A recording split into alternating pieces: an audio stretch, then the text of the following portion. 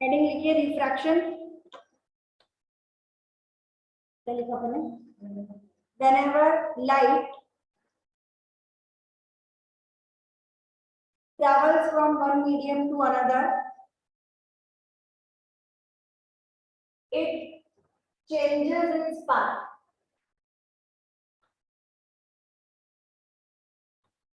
This bending of light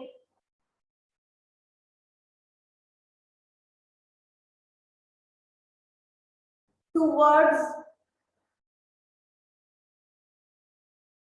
or away from the medium, towards or away from the medium is called as refraction of light. Is called as refraction of light.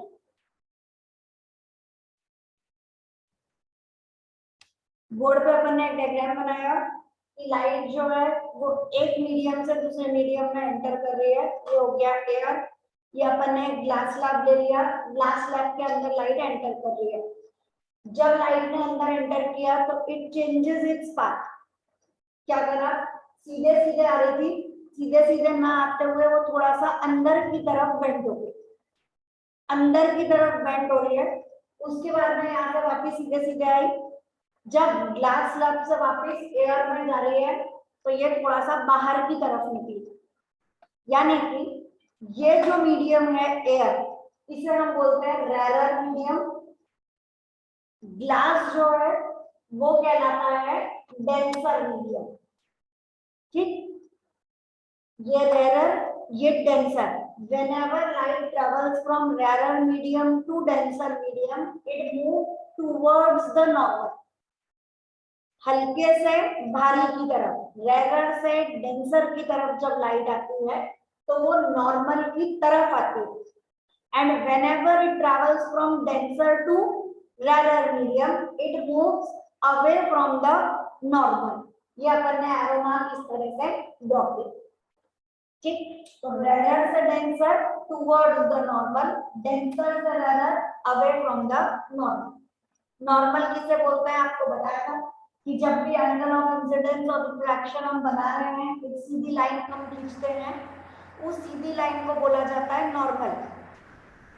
Incident ray और normal के बीच का angle, angle of incidence. Refracted रे और normal के बीच का angle, angle of refraction. यहाँ पर भी ये एंगल ऑफ रिफ्रैक्शन, और जो बाहर निकल रहा है that is angle of emergence.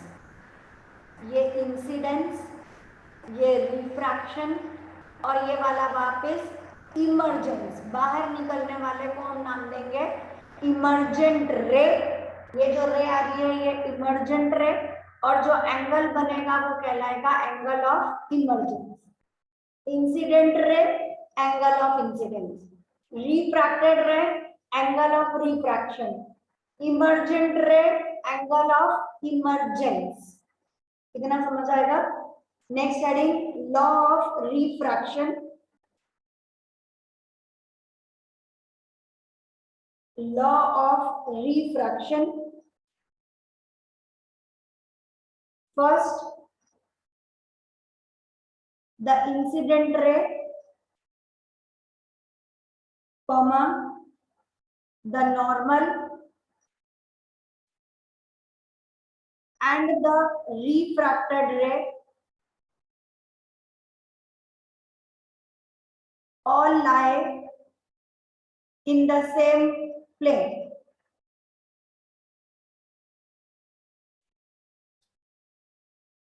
Second law, the ratio of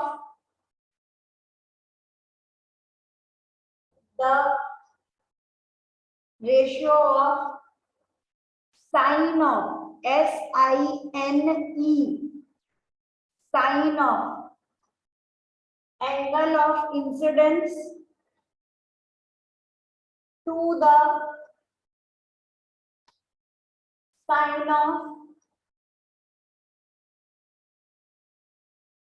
angle of refraction is equal to constant.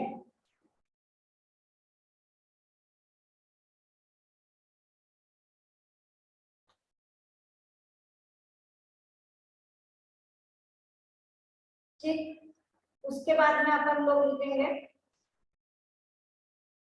अपन ने जो स्टेटमेंट डाला है वो डाला है ratio of sine of angle of incidence to the sine of angle of refraction is equal to constant.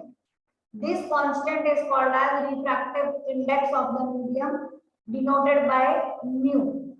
और mu का दूसरा फॉर्मूला होता है velocity of light in air और vacuum upon velocity of light in any medium.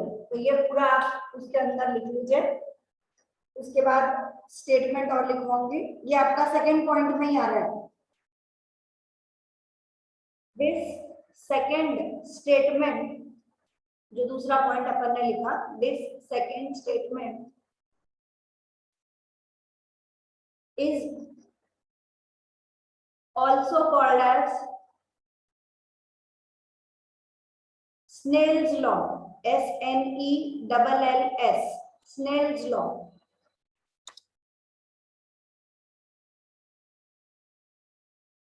ठीक है, खाली जो सेकंड पॉइंट है उसको हम स्नेल्स लॉ भी बोलते हैं. ये आपके लॉज ऑफ रिफ्रैक्शन खत्म होता है. उसके बाद अपन कुछ एक्स्ट्रा पॉइंट लिख रहे हैं.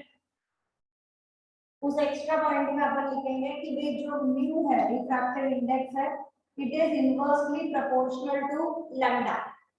यानी जिसकी वेवलेंथ कम उसका रिफ्रैक्टिव इंडेक्स ज्यादा. वेवलेंथ किसकी कम होती है?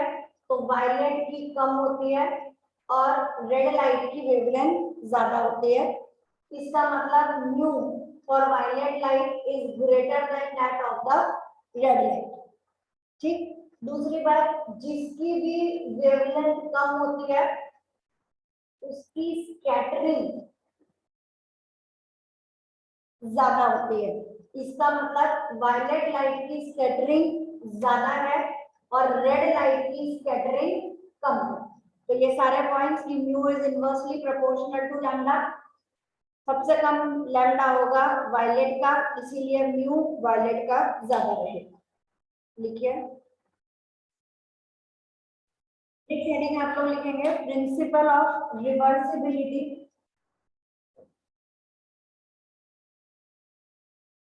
Principal of reversibility of light. इसमें लिखिए अकॉर्डिंग टू दिस प्रिंसिपल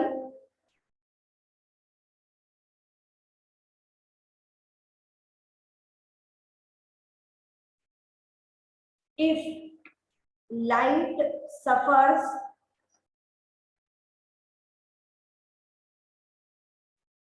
नहीं, लाइट सफर्स मत करें. इफ लाइट आफ्टर सफरिंग करें, सॉरी स्टेटमेंट वाइज चेंज रहेगा. If light after suffering many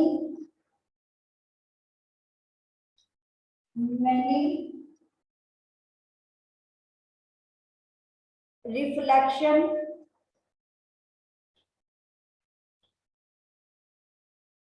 or refraction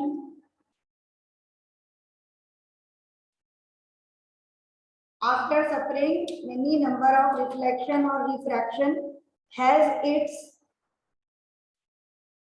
final path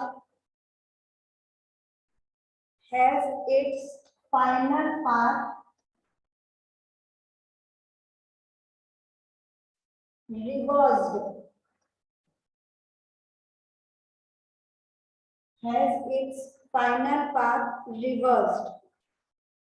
उसके लिए अपन यहाँ देखेंगे कि a mu b is equal to sin I upon sin r refractive index. उसके बाद हम लोगों ने चेंज कर दिया, म्यू b म्यू a ले लिया. तो हमने यहाँ पर इसको उल्टा लेके अपन ने लिखा sin r upon sin I. यहाँ से यहाँ जा रहे हो तो I और R, यहाँ से यहाँ जा रहे हो तो R और I. एक्चुअली बाहर नहीं निकाल रहे, क्या बोल रहे हैं, इट रिवर्सेस इट्स पाथ।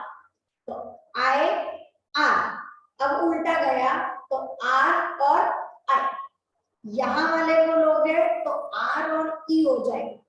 यहाँ क्या बोल रहे हैं, इट रिवर्सेस इट्स पाथ, मतलब जिस रास्ते से आया है उस पे वापस जा रहा है। तो अब ये वाला, इसके बाद ये वाला, तो ए म्यू बी को हमने बोल दिया बी म्यू है, आई से आर हो रहा था, अभी आर से आई हो रहा है।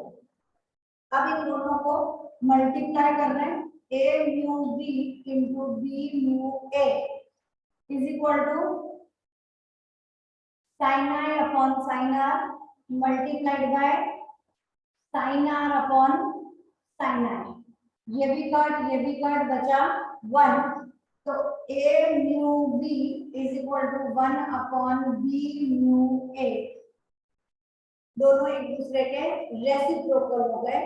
This is called as principle of reversibility of light. उसके बाद आप ये वाला डायग्राम बनाएंगे। नेक्स्ट हेडिंग अपन जो डालेंगे that will be lateral shift.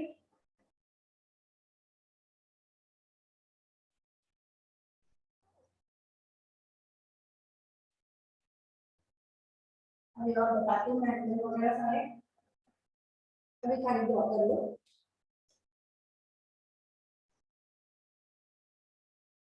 चलो हम लोग बात कर रहे हैं लैटरल शिफ्ट की। लैटरल शिफ्ट का डायग्राम अपन लोगों ने पहले ड्रॉ किया, समझ लेते हैं क्या चल रहा है। दोबारा कर दिया, ग्लास स्लैब इतना समझ आएगा। ये लाइट जो है इंसिडेंट हो रही है, इंसिडेंट रे, ये हमारे नॉर्मल, इस नॉर्मल को अपन ने पूरा ऊपर से नीचे तक बना दिया क्योंकि अपन डेरिवेशन कर रहे हैं। ये हो गया एन एन डैश, एंगल जो बना that is angle of incidence i. उसके बाद अपन ने बोला it bend towards the normal, थोड़ा सा अंदर की तरफ बेंड किया। एंगल बताया एंगल ऑफ रिफ्रैक्शन, सीधा सीधा जाने दिया। उसके बाद वापस से इसको थोड़ा सा बाहर निकाला, it move away from the normal. यहाँ पर वापस आर और यहाँ पर एंगल ऑफ इमर्जेंस। नॉर्मली हम मान के चलते हैं कि जो एंगल ऑफ इमर्जेंस है that is equal to angle of incidence. Normally यही रूल होता है कि E is equal to i. तो कहीं पर अगर किसी जगह पर यहाँ आई देखने को मिल जाए बाई चांस किसी जगह, तो कोई घबराने वाली बात नहीं कि अरे बाप रे ये इंसिडेंस वापस कैसे आ गया। तो इट इज लाइक कि angle of emergence is equal to angle of incidence आ जाए तो कोई बात नहीं। अब अपन आगे देखते हैं। हमारी लाइन जो आई है वो ये वाली आ रही है ना, और आनी कैसे चाहिए थी, ऐसे ऐसे ऐसे ऐसे स्ट्रेट उसको आना चाहिए था। मैंने ये डॉटेड लाइन बनाई है ना, उसको इस रास्ते पर आना चाहिए था, बट एक्चुअली में वो रिफ्रैक्ट होने के बाद यहाँ तक आई। तो ये जो डिस्टेंस है ये क्या कहला रहा है, लैटरल शिफ्ट, कि भाई लाइट को यहाँ आना चाहिए था लेकिन वो यहाँ है, तो एक्चुअली में उसने कितना अपना रास्ता बदला। वो जो बदला हुआ रास्ता है उसे हम नाम दे रहे हैं लैटरल शिफ्ट। ये जो लैटरल शिफ्ट है इसको अपन ने डिनोट किया है बाय स्मॉल लेटर में डी। यहाँ से अपन ने एक लाइन खींच दी, डिनोशन दे दिया कि भाई ये डिस्टेंस डी है। यहाँ पर एक राइट एंगल का अपन ने निशान बना दिया, पॉइंट दे दिया के। अब अपने पास एक राइट ट्रायंगल है ओ के और क्यू, ठीक। दूसरा राइट ट्रायंगल अपने पास है ओ, ये पॉइंट समझ में आएगा ना भाई, ऐसा नहीं ओ मैंने कहीं और लिख दिया, ये point O, O N dash और क्यू। ये एन डैश भी मेरे पास में है 90 डिग्री। तो मेरे पास दो राइट ट्रायंगल दिख रहे हैं, ओ एन डैश क्यू और ओ के क्यू। और कोई सिंबल जो समझ में ना आ रहा हो तो पूछ लीजिए। मैंने खाली ये क्यू के जो बनाया है ये बताया है कि कितना उसने शिफ्ट किया, ऐसे सीधा आ रही है और ऐसे सीधे आना चाहिए था। तो ये जो डिस्टेंस है इसे हमने नाम दिया लैटरल शिफ्ट। मैं स्टेटमेंट लिखवा रही हूँ, जल्दी नहीं करना, ठीक। अब अपन पहले ले रहे हैं समझ लीजिए, फिर स्टेटमेंट लिखवा दूंगी। इन ट्रायंगल ओ के क्यू, ओ के और क्यू, यहां मैंने एंगल लिखा है आई माइनस आर। दिख रहा है? नहीं दिख रहा हो तो देख लेने का, it is i minus r. इस आई माइनस आर के लिए मैंने लिया sine i minus r is equal to opposite यानी क्यू के अपॉन हाइपोटेन्यूज यानी कि ओ क्यू। तो ओ क्यू की वैल्यू हमारे पास आ गई क्यू के, क्यू के मतलब डी, अभी पूरा लिख लो पहले, sine i minus r is equal to Q K की जगह डी और अपॉन में ओ क्यू। इस ओ क्यू को यहाँ भेज दो, तो it is d is equal to O Q sine i minus r, equation number 1। अब दूसरा एक और ट्रायंगल मैंने आपको बोला ओ एन डैश क्यू, तो अब अपन दूसरा राइट ट्रायंगल लेंगे। इन right triangle O N dash Q, O N dash Q के अंदर मुझे एंगल मिल रहा है एंगल आर, तो cos r is equal to adjacent upon hypotenuse, adjacent is O N dash और hypotenuse is O Q. Fine, O Q को इधर ले जाओ, O Q is equal to O N dash upon cos R. ये O N dash क्या दिख रहा है? तो पूरी स्लैब जितनी बड़ी है उसको हमने बोला है O N dash. This is called as the thickness of the slab. Slab कितनी मोटी है, कितनी थिक है, that thickness of slab is denoted by t. T upon cos r, equation number 2। Put 2 in 1, O Q की जगह क्या लिखोगे? टी अपॉन cos r, ब्रैकेट में हमारे पास बचा sine i minus r which is equal to T. This D is called as lateral shift. अब डेफिनेशन चालू करते हैं लिखना। Lateral shift is the perpendicular distance. Lateral shift is the perpendicular distance between the incident ray and the emergent ray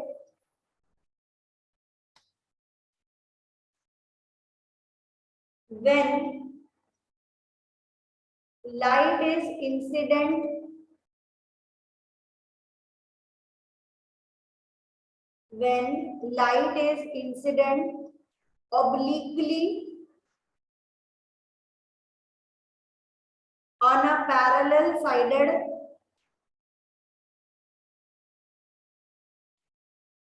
refracting slab.